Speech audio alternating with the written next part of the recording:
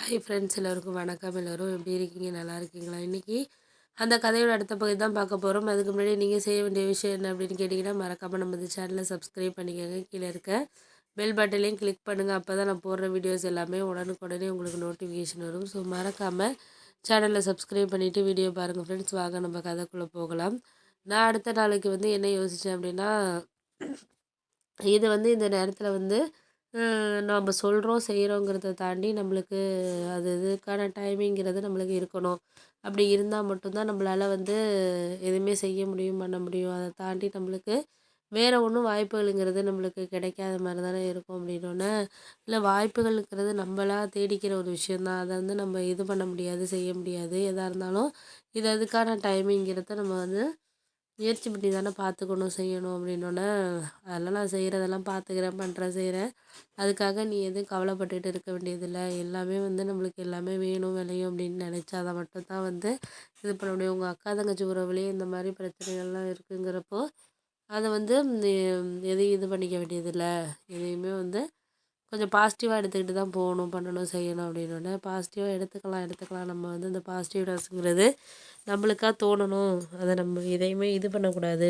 பாசிட்டிவ்ங்கிறத தாண்டி அதை நம்மளுக்கு எதுவுமே ஒரு இது பண்ணக்கூடாது அப்படிங்கிற மாதிரியான ஒரு இதில் தான் நம்ம பார்க்கணும். அப்படின்னோடனே சரி, அதெல்லாம் புரியுது.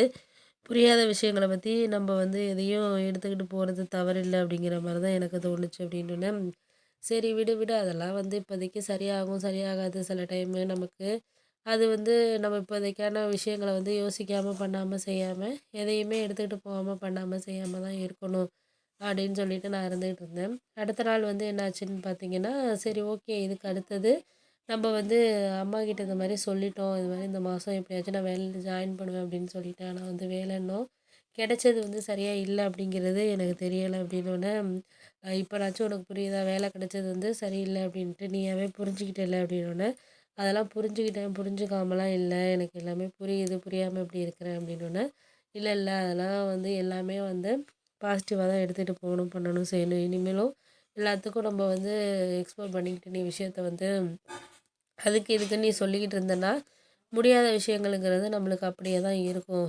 அதை நம்மளால எதையுமே மாற்ற முடியாது, பண்ண முடியாது, செய்ய முடியாது. அப்படின்னோடனே சரி சரி, அதெல்லாம் விட்டுருங்க. அதெல்லாம் நடக்கிறது நடக்கட்டும். அதெல்லாம் நடந்த விஷயங்களை பற்றி யோசிக்க வேண்டியதில்லை. நடக்காத போகிறத பற்றி நம்ம யோசிச்சா போதும் அப்படின்னோடனே சரி சரி, நான் அதெல்லாம் யோசிக்கிறேன், பண்ணுறேன். இதுக்கப்புறம் நம்மளுக்கு எந்த இதுவுமே நம்மளால் எக்ஸ்ப்ளோர் பண்ணுறதுக்கான இதுங்கிறது டைமுங்கிறது நம்மளுக்கு கிடையாது. அப்படின்னோடனே அதெல்லாம் டைமிங்கிறது நம்மளா ஏற்படுத்திக்கிற விஷயந்தான் அப்படின்னு சொல்லிட்டு சொன்னோன்னே சரி சரி, அதெல்லாம் நான் எதாக இருந்தாலும் பார்த்துக்கிறேன், பண்ணுறேம்மா, நீ எதுக்குமா இது பண்ணுற அப்படின்னு சொல்லிட்டு சொன்னோன்னே, நான் அதெல்லாம் பார்த்துக்கிறேன், பண்ணுறேன்லாம் நீங்கள் சொல்கிறீங்க.